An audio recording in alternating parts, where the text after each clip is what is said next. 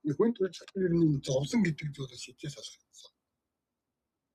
Ер нь технологи хөгжөөд зовлон гэдэг зүйл ер нь байхгүй болчих. Үгүй болчих баг бэлэн болчиход байна. Тэгтэл хүмүүс өөрөө өөрсөндөө зовлон авчирдаг. Өөрөө өөрснийхөө зовлон өөрөө бүтээдэг. Жаргалаа устгаад зовлон гүүрж авчирч өөртөө авчирч наадаг. Эсвэл тэр нэг хүндлэнгийн хүний зовлон дээр новшийн амьдрал руу очиж өөрөө очиж наалддаг хогийн тэнэг энэ зан нь хизээ дуусах юм болоо.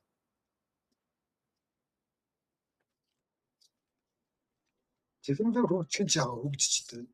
Хүний тэнэг зан энийг өөрөө өөртөө зовлон уддаг, зовж амьдрдаг. Энийг эргүү зүйлээс салчмаар байгаа юм да. Ялангуяа монголчууд хинч тоохгүй эргүү тэнэг дурак дээр очиод наалдаад тий. Тэгээд тэрэндээ насаараа зодууч нүдүүлж амьдрын.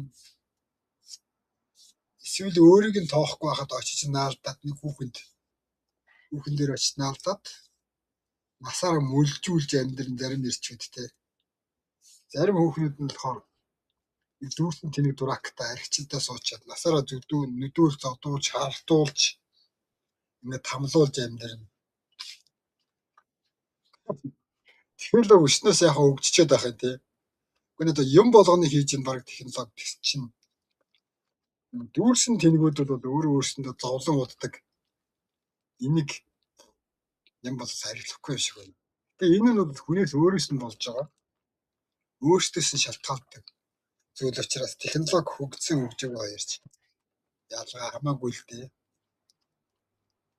Технологи яаж хөгждөг гэсэн дүүрсэн тэнэг хүний одоо бодлыг өрдөлдөрдөг болохгүй юм бол дахиж янзалдаг болохгүй юм.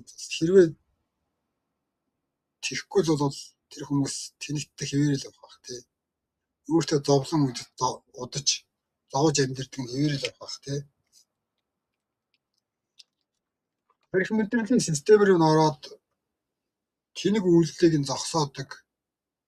Аль ойлгохтой өөдтэй санаа бодлыг нүүд нь ингэж хөгжүүлдэг тийм технологи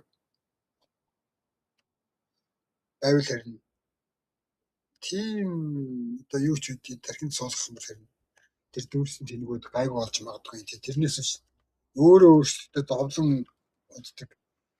Зовлонгийн далаа бас новшийн хүмүүсийн амьдрал дээр өөрөө явж очдаг энийг тийм тэнэг зам бол арилахгүй байхаа.